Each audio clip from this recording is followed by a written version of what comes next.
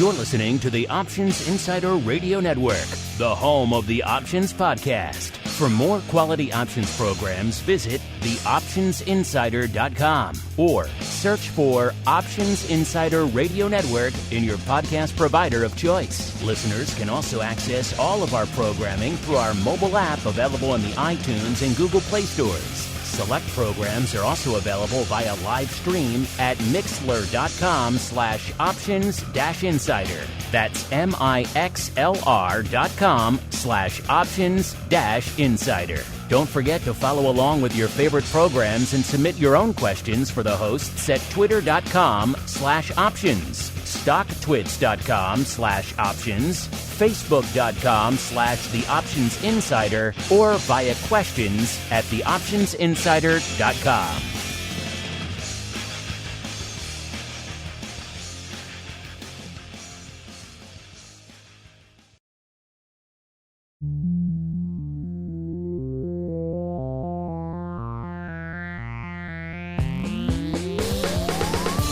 Join us now for the expert source for inside information on the options markets. It's time for Options Insider Radio with your host, Mark Longo.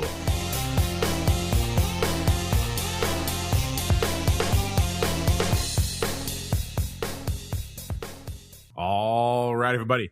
That music means it is Interview Tuesday once again on the network. Time for our Options Insider Radio program, the program where we welcome on guests from throughout the world of options and derivatives and proceed to pick their brains for the benefit of you, the listener. My name is Mark Longo from the aforementioned network, as well as, of course, from the ever-exciting OptionsInsider.com. Reminding you, if you like what you hear, this show, anything else we do here on the network throughout the week, keep rating and reviewing. It really does help the legion of new additions to the options market, and they are plenty out there these days. Discover the content and find a path to particularly some of our educational content, Education Wednesday these days. Very important for those new additions to the network. But of course, we have shows hitting you pretty much a couple of times a day here on the network, close to a dozen programs now. So if you like what you hear, this show, anything else we're doing here on the network, keep rating and reviewing. It really does help the new folks discover all the content. Of course, keep those questions and comments coming too. We do love to hear from all of you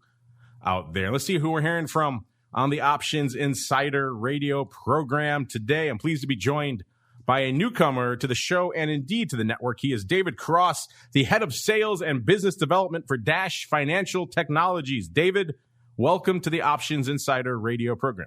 Mark, it's a pleasure. Thanks for having me, and I'm glad to be here. And David, as we are wont to do with all of our first-timers here on the network, why don't you go ahead and give our audience a little bit of an overview of your background in the options and derivative space, as well as what it is you do day-to-day over there at Dash. Sure, happy to. I'm a managing director at Dash Financial Technologies, and I'm responsible for our execution services businesses, so on the options and equity side, and also our technology platform businesses. And, what does that mean day to day? I work hand in glove with our great team and on the sales and business development side, really servicing our client base. And we cover a lot of different types of clients at Dash, whether it's large global investment banks, broker-dealers of all shapes and sizes, asset managers, prop trading firms, market making firms, do a lot of technology work with several of the exchanges. So, a really wide client base that we touch every single day. I think gives us a great, unique position, in the marketplace, working with so many different types of clients and participants. It gives us a great insight to a lot of the technology requirements that our clients need and, the industry needs to operate day to day. And just a little bit about my background. I've been in the capital markets technology space, more or less my entire career. I was lucky enough to have an internship in college, which really piqued my interest in the capital markets. It was an interest that turned into a job. And following graduation, I had the opportunity to learn, a little bit about options at relatively an early age. Somewhat unlike some of your participants who are veterans of the derivatives trading space and grew up trading options on the exchange trading floors. I was a little bit later in the game and kind of got my career started in 2003. And that was kind of, right about the same time that, the ISC had kind of just launched their first, electronic options exchange. And in any event, traded a decent amount of equity and index options over the phone. And while it wasn't on the floor, there was still some yelling and screaming, which was exciting. And nothing like before, but it's definitely evolved to kind of where we're at today with the electronic marketplace. And fast forward several years, traded a lot of options at a capital management firm based in Chicago. Started trading more and more options electronically. And I'd say around 2007, 2008, transitioned to working for a financial technology firm based in Chicago, designing and selling options technology products. Previously, I was a customer of the firm, and that's where I started the relationship with the Liquid Point team. And they were an early pioneer in the electronic options technology space, and this is really where I kind of I'd say turned into a bit of a capital markets technology junkie. And fast forward several years, part of the Liquid Point team that transitioned as part of the Dash merger back in 2017, and really the last 4 years has flown by. It's been extremely exciting times and building a lot of new cutting edge technology that we've built over the last several years to really keep ahead of the growing business that constantly continues to change each and every day. So it's a little bit of a background on my career and kind of what I spend most of my time focusing on at Dash. Speaking of the growing business and the challenges therein, we've seen pretty much both of those in equal measure over the course of the past year and change out there. It's been a little while since we checked in at Dash. It was back in October of last year, I do believe. So right in the run-up to the election, of course, immediately prior to that, we saw the meltdown in the markets, the explosion in volatility as a result of the pandemic and all the subsequent action we've seen out there in the markets. Of course, since that last appearance in October, we've had the election and then the mad dash up, you can call it, out there in the broad markets. And then coming into 2021, of course, we've seen additional legs, additional wrinkles. We thought 2020 was going to be the end of the unprecedented, unanticipated things. 2021 was going to be a quiet, less tumultuous year. So far, it's proving to be anything but. We have the rise of the meme stocks, 1,000% implied volatility, all this other madness going on as the markets continue to lurch toward new all-time highs. So for a firm like yours, David, that has fingers in many different options pies, it's been, I'm sure, an interesting and indeed a challenging year and a half, really, since all this kicked off back in January and February of last year. So walk our listeners through that a little bit. What are some of the challenges you guys have been facing over there? And what are some of the interesting and unique opportunities you've seen as a result of these just incredibly unprecedented markets we're all living through? Yeah, absolutely. I think you kind of highlighted some of, what's gone on in the last 18 months or so. And I think, many folks didn't think that we would see a repeat, of volumes and volatility to what we saw last year. And clearly the first quarter doesn't seem to see that things are backing off, with volatility and volumes in Q1 as a follow through. Now, things have definitely calmed down a little bit, in the month of April. You see volatility come in a little bit. You see volumes come in a little bit. So things have backed off. However, yet, over the last 2 weeks, we've seen, some of the technology stuff that you talked about in terms of the upside momentum and a lot of these names, things have started to back off a little bit. We've seen volatility, definitely expand a little bit over the last week or two. And, you're starting to see those average daily volumes pick up a little bit. So, I think, what we've seen is definitely some follow through. And in terms of, challenges and opportunities, I think some of what we've seen, as a result of the pandemic and being forced to, working from home and, exchange trading floors being closed, and, people have definitely become more reliant upon, electronic tools for sure, partly out of necessity, just in the environment that we've been in over the last year. So we're definitely seeing clients get more comfortable utilizing more and more sophisticated, I'd say, algos, execution strategies, whatnot. And, I think that's, created a number of great opportunities for clients to find, new technologies to, improve their execution alpha and find, augmented liquidity, price discovery. There's a lot of great opportunities that has come out of the last 18 months in the new regime, the new environment that we've all lived through. It's been fascinating to watch all this. Maybe it's the old floor-based market maker / cynic in me, but when everything went fully electronic for the first time in the middle of the sell-off last year, I thought this was going to be just a period of just disaster for the options market. We're going to see outages. We're going to see downtime, bad prints, bad quotes, all of those things that we've heard whispers and rumors about in the past whenever the switch finally got flipped. But it turned out we didn't see that. In fact, we saw the polar opposite. We saw not just the markets continuing to survive, but also to thrive, really, as they did record volumes month after month. Now, of course, with the news last week, CME pretty much bidding adieu to the rest of its pit traded products outside of Eurodollars. Now we're really facing this fully electronic future more readily than perhaps ever before. So I'm curious for you, David, you've been around this space for a while. You've been on the execution side, the technology side. Were you like me? Were you cynical when everything switched fully electronic for the first time last year? Or were you perhaps expecting what we got, which was the markets being more resilient and being able to process not just the normal amount of volume, but record amounts of volume month after month? Yeah, no, I think everybody, myself included, was a little skeptical about people having to, execute large multi-leg complex transactions that typically, took place on the floors for certain products. I think everybody was a little skeptical. And, I think, had you have said, we were going to trade these products in a fully electronic capacity, 3 years ago, people would have looked at you and laughed and kind of scoffed. Now, clearly, we saw that there were some growing pains in the first days, and I'll never forget, there was countless hours training a lot of users and participants on how to trade these complex structures electronically. And fast forward 2, 3, 4 weeks down the road, people started to get a little bit more comfortable with that.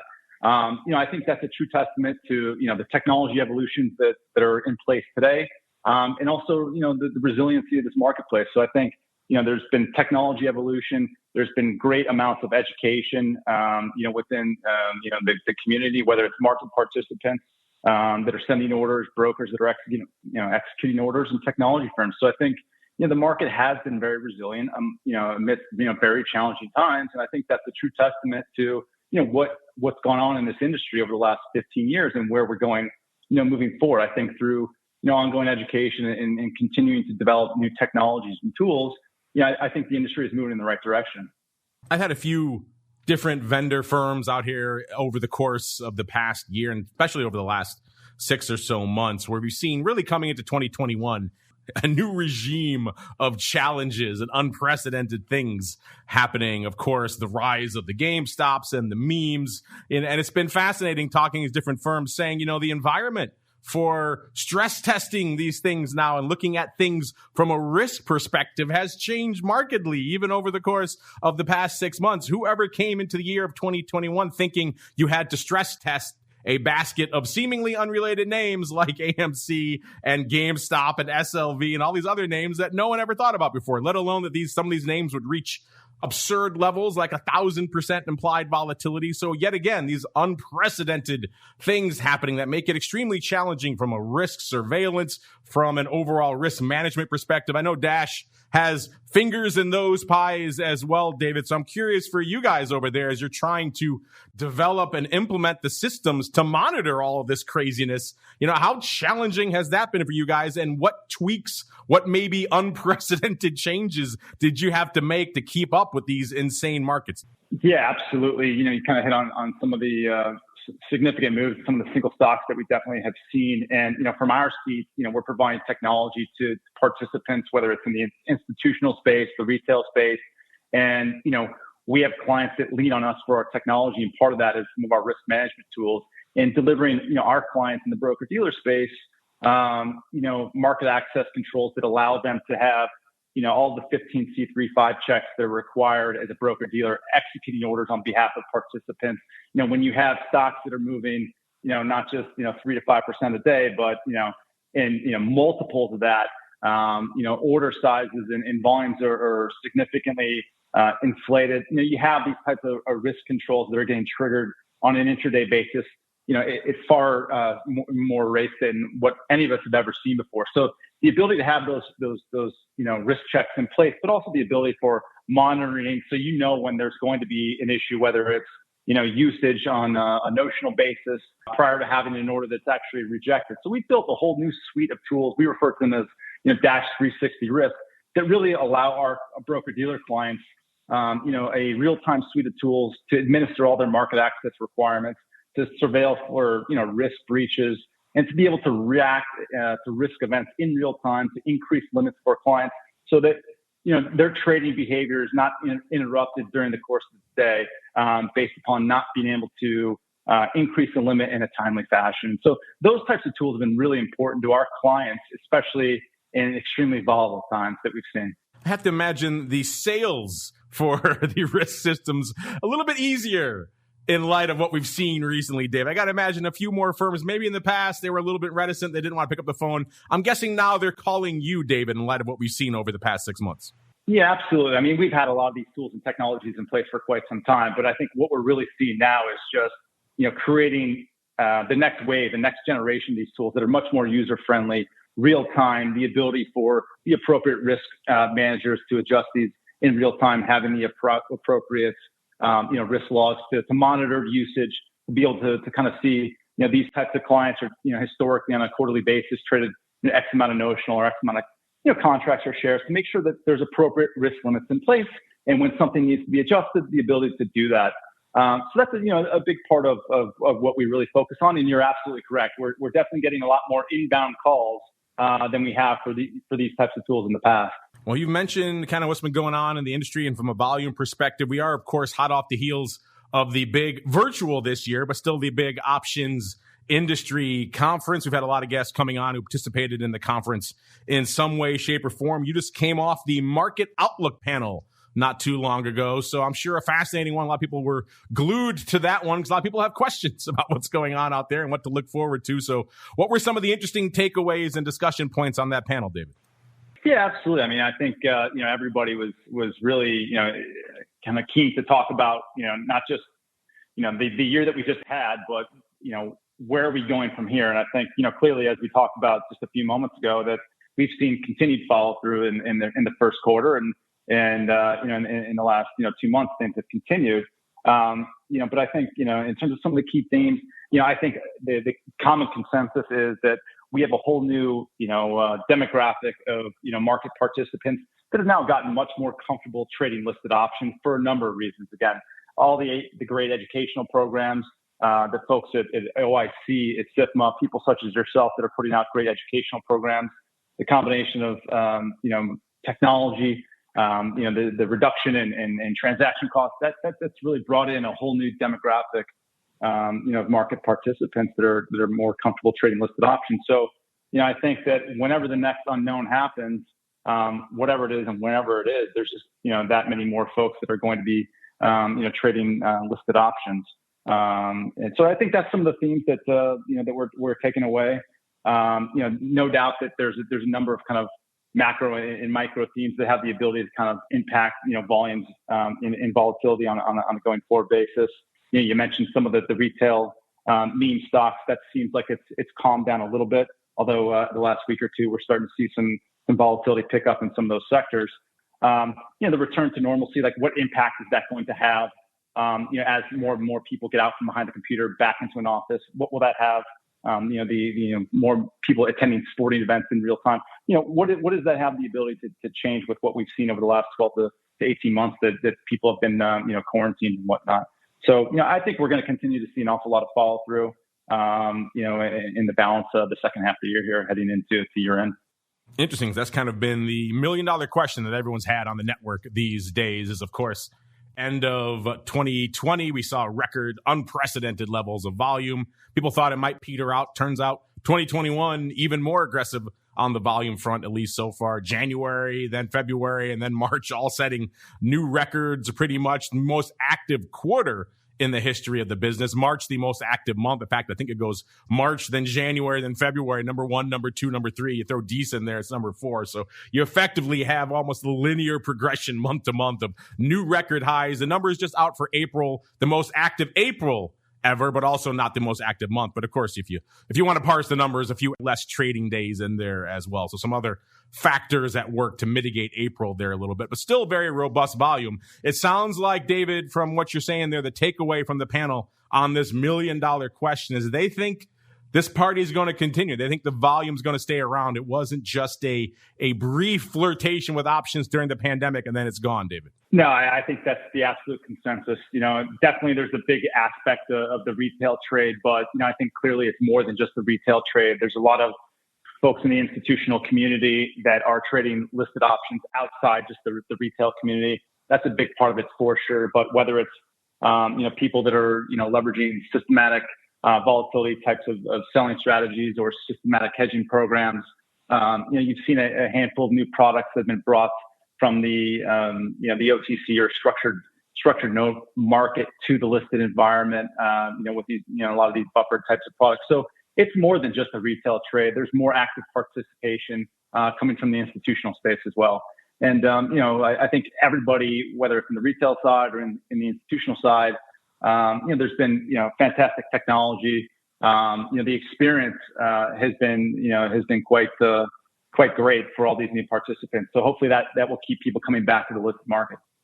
Speaking of those new participants, one of the other big takeaways that a lot of people have been discussing in the wake of the options industry conference is, of course, as you just mentioned, the explosion of volume on the retail side. Some people thinking, maybe people getting a little bit ahead of themselves with some of this volume. It's obviously great to have more people out there trading options. That's a good thing for most people involved. But some people are starting to get a little bit concerned in the industry that perhaps some of the newer entrants to the space, the newer brokers, the Robinhoods, the Webull, and others who have very much focused on a very specific type of clientele, perhaps they've gone too far in making options.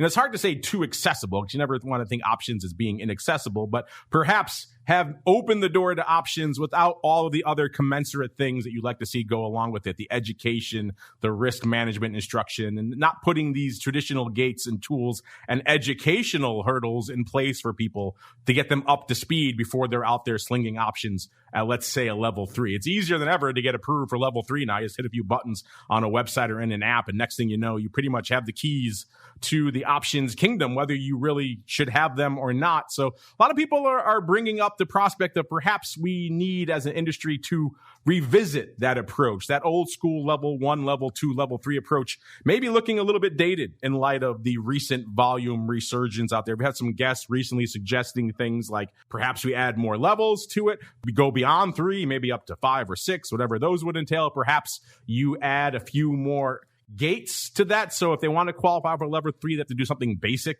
like pass a very basic options quiz, something along those lines that could at least put a few more barriers between the person, signing up for the account, getting level 3, and then diving right in to the markets. I know brokers don't like to traditionally do that. They want to make the process as seamless and as open as possible, make it as easy for people to trade, but perhaps the question is, as an industry, should we perhaps be looking a little bit differently? I know, Dash, you guys touched that flow in a lot of different ways in the space. So I'm curious for you, David, and the team at Dash. Is this something you guys are considering? You're starting to hear this from other clients out there and firms that you work with? Or is this pretty much the golden goose and we shouldn't do anything to slow it down? No, I think ongoing education and evaluation of all the participants, not just the retail space, but institutional space as well. I think that those always need to continue to evolve. I think, like I mentioned earlier, there's been several organizations that have done a fantastic job, making education available in a lot of different forums. Whether it's not just conferences, it's online content. There's been a tremendous amount of education, focused, and I think you do bring some good ideas into, where does it need to go, beyond the current state and where it's at today. Whether that's additional levels of certifications to allow retail traders or institutional users to make sure that they really understand the risk that they are putting on. And I think that's upon all of us. We want users to have a good experience. We don't want somebody to make an uneducated decision because they don't understand the risk that they're putting on the marketplace, have a bad experience, and not come back to the listed space. So I think there's a number of advocacy groups, number of educational groups that have spent a tremendous amount of time. And that education effort, it's not going to stop. I think it's consistent and it needs to continue to evolve for sure. Yes, I think we can all get behind more education out there as people are slinging options hot and heavy. Speaking of slinging things, I'd be remiss, David, if I didn't at least ask you about the other hot asset class that everyone seems to be obsessed with these days. Of course, I'm talking about crypto. I know you hang your hat mostly in the listed options world, but crypto becoming a bigger part of the conversation. Doesn't matter who you're talking to these days or what you're talking about. It seems like the conversation eventually pivots to crypto in some way, shape, or form. Of course, you have Bitcoin skyrocketing over the course of early 2021. Others like ETH catching up now just in the past couple of weeks. We have, shall we say, more esoteric products like Doge coming hot on the scene and then falling off and then coming back again. So it's been quite the wild ride. I'm curious for you, David, and the team over there at Dash. Is crypto an asset class you guys are watching, and are you planning to maybe incorporate more offerings for that space down the road? Yeah, I mean, at the end of the day, we're a financial technology firm. And so, while we've been very focused on, listed equities and options, that's really been our bread and butter. Again, as a financial technology firm, we're always looking at, products that people are actively trading, and where there's a technology need or where there's a workflow solution that's required to constantly be watching these products as they become more institutionalized. I think there's been an awful lot of progress that's been made, with education, with institutionalization. You're seeing a lot of these larger custodians get involved, and I think the product is coming off a long way in terms of a lot of the digital currencies, that have come on the scene over the last several years. So we're absolutely actively watching these things, because I think, look, a lot of the technology that we've built to service our options and equity clients at some point down the road could be portable to other asset classes. So we're keeping an eye on what's going on in the developments for sure. Well, David, that music means we've come to the end of our little sojourn here on the Options Insider radio program. But before we go, we like to leave our audience wanting more, David. So perhaps you want to leave our audience with a little bit of a hint, a little bit of a tease of what's coming down the pike from you guys over there at Dash. Now is the time, sir. The floor is yours. Absolutely. Look, we're a financial technology firm. I talked about some of the new technologies that we're working on. One thing I didn't bring up is the Dash OMS. And that's basically, a platform that we have rebuilt over the last 2 years, replacing a legacy platform that's been in the marketplace, used by a lot of our clients over the last 10 years. And we're super excited about going live with our new OMS product here in Q2. And you'll definitely be hearing more from the team at Dash on the Dash OMS in the future. So we look forward to talking about that with all the users. And David, if folks want to kick the tires and light the fires for themselves over there at Dash, where should they go? What should they do? They can definitely pick up the phone and call any of us on the sales team at Dash. And you can reach out to the team at sales@dashfinancialtechnologies.com. And we look forward to having conversations with all of our participants. There you go. And of course, you can always follow them over there on the old Twitters as well at Dash Financial, all one word. And of course, stay tuned. A lot more than just interviews here on the network coming back at you tomorrow. Education Wednesday, your double dose of Options Playbook Radio and Options Bootcamp. Thursday, back again for episode 2 of the Option Block. And of course, this week in Futures Options. Friday, Volatility Views. Then it all kicks off again next Monday with the Option Block and the Crypto Rundown, all the way through to another interview Tuesday. Another episode of Options Insider Radio. Listening to the Options Insider Radio Network, the home of the Options Podcast. For more quality options programs, visit theoptionsinsider.com or search for Options Insider Radio Network in your podcast provider of choice. Listeners can also access all of our programming through our mobile app available in the iTunes and Google Play stores. Select programs are also available via live stream at mixlr.com/options-insider. That's mixlr.com/options-insider. Don't forget to follow along with your favorite programs and submit your own questions for the hosts at twitter.com/options, stocktwits.com/options, facebook.com/theoptionsinsider, or via questions@theoptionsinsider.com.